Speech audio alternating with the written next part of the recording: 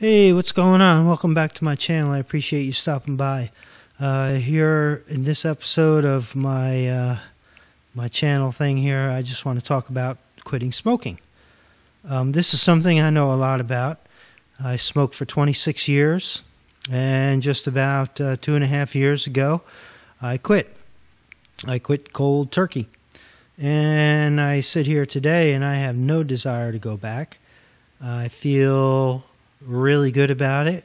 Still even thinking about it at times. I'm considering it one of the greatest accomplishments in my modern life. And let's face it, any moment is your modern life, I guess, right? You're always dealing with those things from the past. But even though it's 2 years gone by now, I still feel that it's one of the greatest things I've ever accomplished. And I remember before I quit smoking, and people who smoke know this, you sort of look at other people who quit smoking and you think, oh my God, how the hell did they do that? How could, it's such a hard thing to conceive of yourself accomplishing, that when you see that other people have done it and you know that they were bona fide smokers, at least as much smokers as you were or are at the time when you're considering it, you have this sort of grudging respect, or maybe not so grudging, but you are forced to just have a respect for people who've actually quit smoking. And so having quit smoking, I feel really good. I feel really happy about it. I'm glad to be on the other side of that. But I notice I still look at this point, I still see people who have who put out these how to quit smoking videos here on YouTube. And I have to say, I think a lot of them are just plain flat out full of crap. I mean, let's start with the first ones, the ones who say, oh, you can stop in 10 minutes or whatever. No, you can't stop in 10 minutes. Maybe you can make the decision to stop in 10 minutes. But for me, and I went cold turkey, it took me, I would say, 3 months before I was completely free. It was something that was basically, it was almost like a demon. It was something that I woke up with and that I carried around all of the time. And even though I had quit, it was something that I had to struggle with. And I say 3 months because it was about 3 months when I physically and mentally felt like I was completely free. Although, what's interesting with quitting smoking, because it's a habit that you maintain for so long, like I was a smoker for 26 years, that I noticed that there's something that happens that actually it really required a complete year to cycle through. Because even though you may quit smoking for a couple of months or a couple of weeks, you're going to find that that first day of spring or that first day of autumn or that Happy New Year's party or the first time you smell grass in the summer, there's all of these sort of triggers that come about. And I quit in July of 2016, and I had experienced triggers all the way around the year. The first very cold day, the first day of spring, I think I already mentioned those.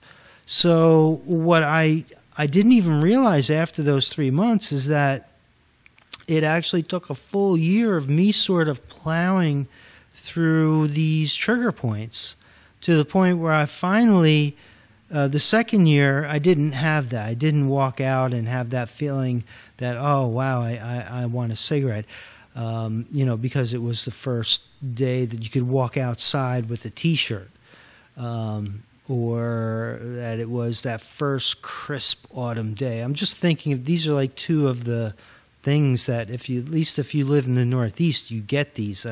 There's nothing quite like that first warm day in the spring, and the same thing is there's nothing quite like that first sort of crisp day in the autumn that is leading to Halloween and Thanksgiving and Christmas and on to the new year.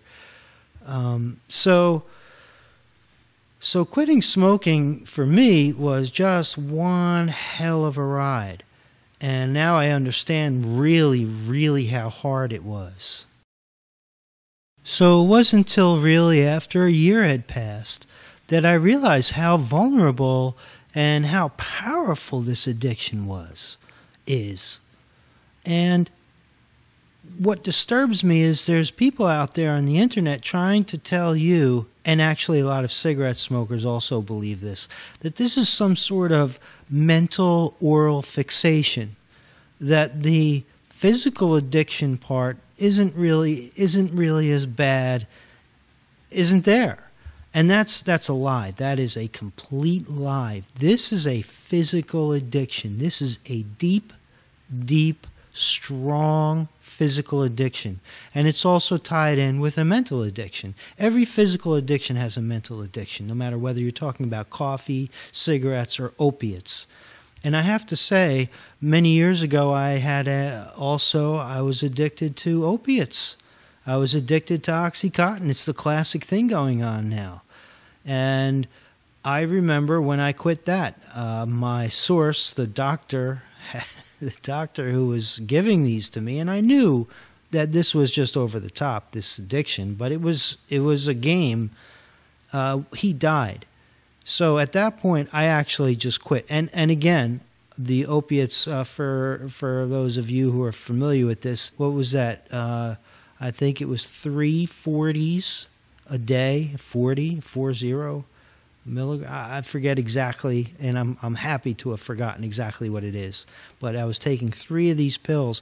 Now, I remember when I first took those Oxycontin pills, I took the first one, it knocked me on my ass for 12 hours.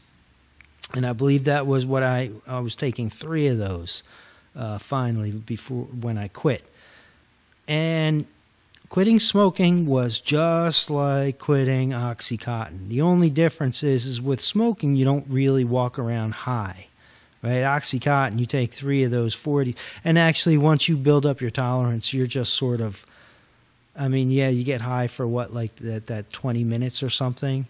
And then all of a sudden you're planning your next fix.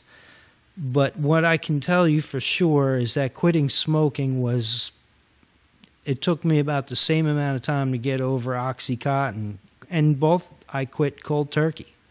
And it was very similar with, you'll hear the only difference is you didn't have that stomach thing.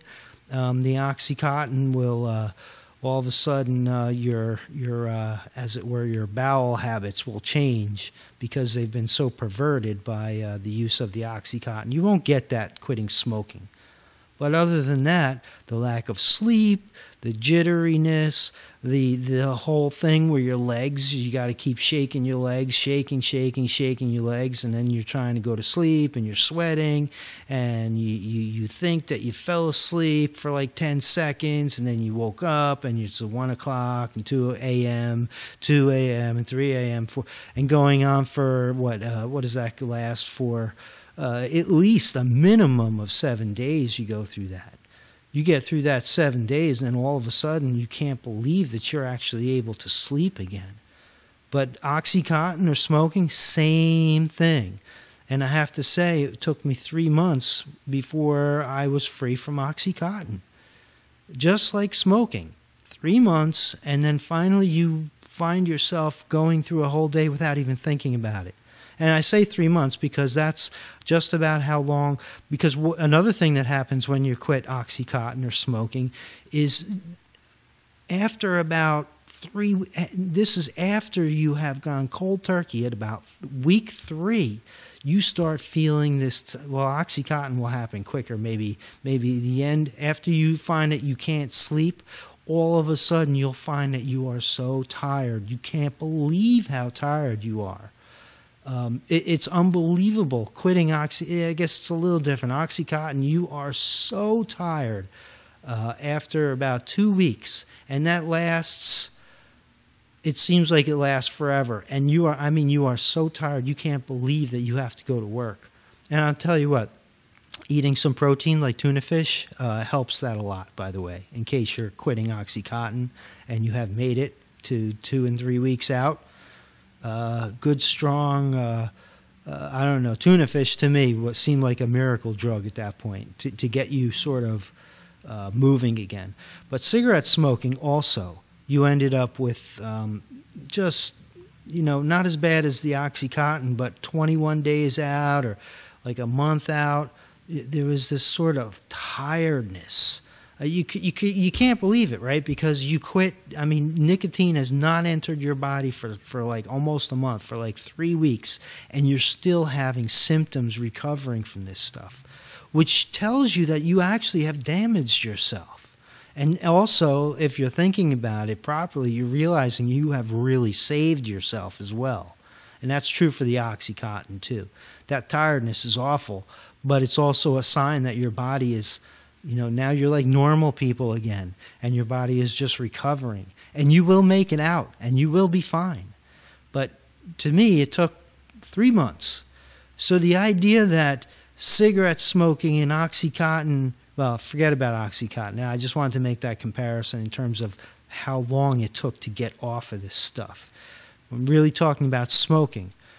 But the thing is it takes about 3 months before you are finally, you're not feeling like any sort of fatigue, or and you can now finally wake up and go through a day and you realize, wow, I haven't thought about smoking.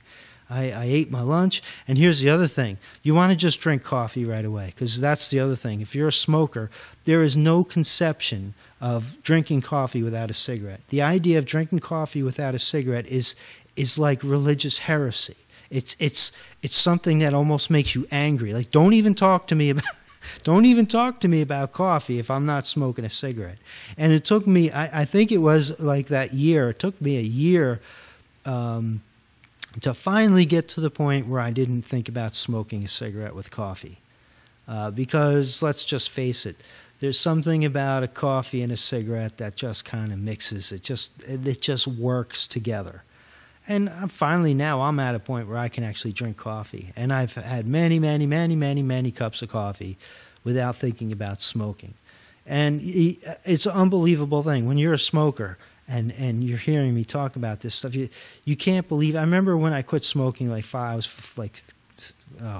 first week was just absolute insanity. But when I quit smoking, I remember I saw something on the web about how, smokers just can't imagine, what do you do after something, after you sweep the floor, or after you vacuum, or after you do the dishes, because smoking follows everything, right? Anything that you do, you got to smoke afterward. And it was kind of like in a joke form, but to me, having just quit days ago, it was really like, how can you not smoke? So so there's that psychological thing there. Well, that actually brings me to the real main point of this whole discussion, is that when you quit one of these drugs, you have to decide that you quit. Now, I actually quit. I just didn't want to be walking around with an oxygen tank at, let's assume I make it to 70 or 80. I just didn't want to have problems breathing. I mean, my back kind of hurts me now. And all I need is to be 60 or 70 or 80, and I can't breathe with all the other problems that I'm probably going to have. Nah, I just, who knows what kind of condition I'm going to be like at that point. But my problem was I absolutely don't want to be walking around with an oxygen tank. Forget about the cancer and all the other crap that people try to scare you with. It's just I didn't want to destroy my lungs. And the other thing was I was in between jobs. And I don't know if I could have ever quit having to go to work every day. So if you are a serious cigarette smoker and you do go cold turkey, you have to sort of sequester yourself and take a week off. I don't know if you could actually function, because those first 3 days are absolute insanity. And it's sort of like an onion. It's like 3 days, then it's a week, and then it's like 2 weeks, and then it's a month, and then finally you get that 3 month. These are sort of like encircling periods of time of less and less intensity. And those first 3 days, nature goes to war against you if you quit, if you truly quit. Now, that's the other thing. If you sort of are cutting down, or you think that it's an oral fixation that you have to get over, and that there's no real physical addiction, so you vape or you take patches, you just go back to cigarettes. Do everybody a favor and just go back to cigarettes, because it's not the smoking that's the problem. It's the nicotine. It's the addiction. It's the physical addiction to nicotine. So if you're going to not smoke all day and torture yourself all day, and then at the end of the day reward yourself with a cigarette, don't even stop. Don't even bother stopping, because you really have not resolved to quit. And all you're doing is torturing yourself. What you have to do is, if you're going to quit, you actually have to quit. You have to stop nicotine from entering your body. And let me tell you, the moment that you do that, well, let's give you 20 minutes or something, 15 minutes. After you do that, nature goes to war. And it's not your body against nature. It's the universe and the dirt and your own body and the oxygen and the air, and all you are is an infinitesimal little speck inside of your head. And that's who nature goes to war against. So it's not that nature's going to war against your body. It's nature and your body is going to war against your consciousness. So the war starts inside of your brain, inside of that infinitesimal little, you could just imagine an infinitesimal point is where your consciousness, whatever the reality is. Just use the model that the war starts inside of your brain against your consciousness. So it's not even you in your body fighting nature. It's you in your consciousness fighting everything in existence. And that's what makes it so difficult. Because your brain got used to it, your body got used to it, and everything outside of that, I mean, it really isn't nature going to war against you. It's really your body is going to war against your mind. And if you're not, it's something you have to fight with your head. You can't fight it with your heart, because your heart will be telling you, hey, look, you can just end this just by smoking a cigarette. You can just end this by just giving up. And that's what happens. Most people just give up. But the thing is, you have to be prepared to go to war. And you have to keep telling yourself, especially for those first 3 days, that this is not normal and I can make it. You have to just constantly, because you don't feel like you can. You can't sleep, like all the things I described before. You can't do anything, and you are in a time and space that's just unexplainable to anybody. And anybody who's actually quit cold turkey or is coming off of something can tell you what this is. The war is inside of your head, and the only thing that you can cling to is your logic. You can't, there's no your emotions are against you. Your subconscious is a chump. Your subconscious is a punk who just wants to keep everything going and doesn't want anybody fighting, doesn't want any problems. So your subconscious is constantly telling you, hey, look, you really don't have to do this. You're just forcing yourself to do this. You don't have to go through this. Just, you know what, and you probably won't make it. And it's so stupid. And what's the big deal anyway? I mean, you were smoking. Your subconscious is like your worst enemy. It's almost like you have to divide your mind into little pieces, and you are the one in control. And all you are is this little speck, this infinitesimal speck inside of your brain, again, in a war against everything in existence. And to me, that's the way that I fought it. And it's just that you have to constantly talk to yourself. And it's all logic. You have to say, you just have to cling to the knowledge that after some point in time, this will not happen anymore. That all of this discomfort and the crazy things, you really can't point to the pain. Like, right, where's the pain? Does your foot hurt? You might have headaches or whatever. Actually, I don't remember any kind of particular pain. And that's how withdrawal is. You can't point to the pain. All you know is you want to jump out of your skin. And you don't even know, you can't even articulate why. And of course, you can't explain it to anybody. So of course, and the answer is all you have to do is just go back, man. Just go back and have a smoke or with the oxy. Just just yeah, you know, or get some heroin or something. I mean, you know, it's the fix is so easy. And all of the universe, including half of your mind, is telling you, what are you, stupid? Just stop this. So you have to actually be very, very, very strong. And it is a physical addiction. Make no mistake about it. When I was a smoker, I had no idea of the physical addiction that was involved. I thought this was an oral fixation.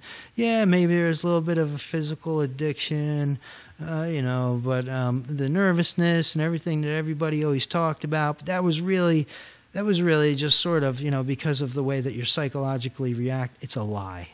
It's all a lie. Your body goes to war, and you have a physical problem. And it's solvable, and it's just a matter of time. So you just have to, I mean, I remember when I quit, for 3 days, I was like, you know, when you see a spider sitting on the wall, and you wake up the next day and it's still sitting on the wall. That's kind of how I was. I remember standing in the middle of my living room, just with my arms folded, staring at the wall for hours. I mean, quite literally, what I'm telling you is what happened. And the only thing that kept me going is there was no way I was going to go back and start smoking again. I had just decided. And the thing is that everything that's against you, you just have to logically, the only thing, and the thing that you're right about, is that, hey, look, there's normal people out there who don't smoke. And all I have to do every minute that you hang in there is an investment. So you just hang in there, and you got to fight. And you just got to constantly talk to yourself and say, look, and I can tell you, after 3 days, to me, 3 days is a huge threshold. To me, if you can make it past 3 days, yeah, the rest of the week's going to be hard. But then now you're going to start being able to sort of, that logical part of you is going to gain strength. Now you're going to sort of, after 3 days, have a really, really good chance, and you're going to be able to push back. After a week of quitting smoking, then you really, really have a chance. Forget this idea of this oral fixation crap. That's garbage. That's just nonsense. Do not go to vapes or patches. Do not allow nicotine into your system.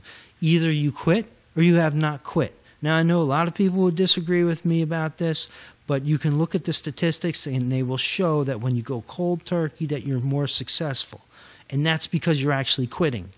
If you don't quit something, then you don't quit it, right? If you say I'm quitting something, if you say I'm breaking up with this person, but you keep going back, then obviously you haven't quit. So when you quit smoking, you have to actually cease and desist from allowing these chemicals from getting into your body. And then at that point, you have to intellectually take over. But make no mistake, it's war. You got to put your big boy pants on, and you got to realize I am going to war. And you probably shouldn't be working. Some people argue that, and maybe that would work for some people, that having activity will help you. Maybe even like going on a camping trip would be a good thing. But I remember when I quit, I did not feel like doing it. It was horrible. I don't think that there was anything that was going to console my mind in those first 3 days to make me feel okay. The only other thing that I would add is in philosophy, there's the idea of materialism versus dualism. And it's basically a fancy way of saying, you know, atheism versus God. Now, I'm not saying you should believe in God or be an atheist, but what I'm saying is if you take on the model, a dualistic model, meaning that your mind and your body are two separate things, just the model, if you just think of it using that model, you're going to do better. Because then you're going to realize that your mind is not a slave to your body, and your body should be a slave to your mind, but that they are two distinct, separate things. That while your body is withdrawing and going to war with you, you can still control your mind. If your mind is just an outcropping of your body, then why should you ever be able to control anything? your body's in control, right? And your mind is secondary. Your mind is emergent from your body. But if you maintain a dualistic model where you're saying, I mean, even if you don't believe it internally, if you just adopt the model that my mind controls my body and my body is separate, then you realize that your body is going to war against your mind. Because the only way your body's going to get its drug is if it gets your mind to go out there and purchase it. But if you have control of your mind, then you know that you have control of your body. And like a child, your body will go into tantrums. And that was my sort of perspective. I knew if I just didn't smoke and I just hung in there, that my body was just going to go insane. And my perspective was, I'm not going to buy cigarettes. You do, talking to myself, right? Talking to my body. You do whatever you have to do. But I am not smoking and I am not purchasing cigarettes. And it's not easy. But the thing is I think that there's a lot of crap out there about how to quit smoking. And unless you go to war against the drug, and unless you, as your mind, take control over your body, you really can't quit. And I think that's true for anything that you're trying to quit, whether it's smoking or Oxycontin, or if you have a marijuana habit. And let me tell you something. I've also been addicted to marijuana and quit marijuana. And that's nothing compared to Oxycontin or smoking. I've never been addicted to heroin flat out, but I understand it's pretty much like Oxy, or maybe even worse. So I have to say, in all honesty, I've never had an addiction to break with heroin. But marijuana is something you really have to take the same tack, because you're going to have a lot of the same symptoms. But actually with marijuana, you should be able to get out of that in about 7 days, 3 weeks, and you'll start having your dreams back. And about 3 months out, you'll start eating again like a pig. You start saying, oh my God, I don't realize how much I eat. All right, so that's just my thought on quitting smoking. And it's at odds with a lot of people who say, oh, you just need to be hypnotized, or you're just, it's an oral fixation. I disagree with all that. My premise is a strong chemical addiction, and you have to take over. And when you quit, you have to decide that you're quitting. You can't keep giving yourself the drug because you're just torturing yourself. And you might as well not quit. You might as well just keep using it until you're actually ready to quit. All right, so I'm not even sure if that covers everything, but thanks for watching, and good luck. You definitely can do it.